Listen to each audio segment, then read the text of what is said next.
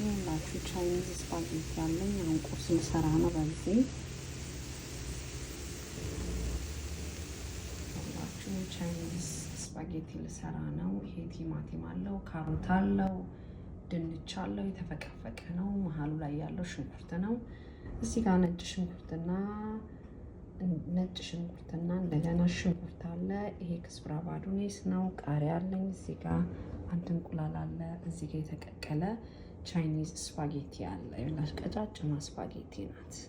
እና እዚህ ጋር ደግሞ ቀይ ስር አለኝ። ይኸውላችሁ እዚህ ጋር ኤግ አለኝ፣ እንቁላል አለኝ ከናስኳል ነው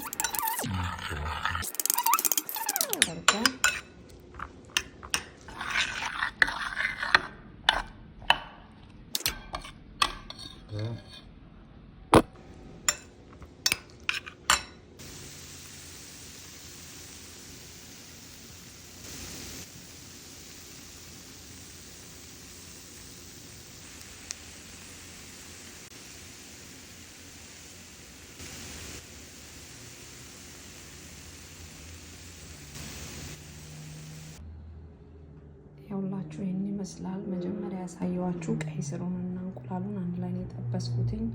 ይሄው 10 ደቂቃ አልፈጀብኝም። እያንዳንዱን የምንጠቀመውን አሳየቻችኋለሁ። ይሄ ከላይ ነጭ ያለው ቺዝ ነው፣ ሜክሲካን ሶፍት ቺዝ ነው።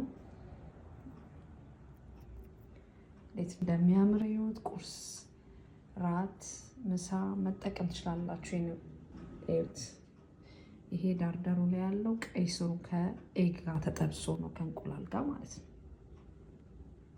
If you guys like this account, like, comment, subscribe, share. Thank you so much. God bless you.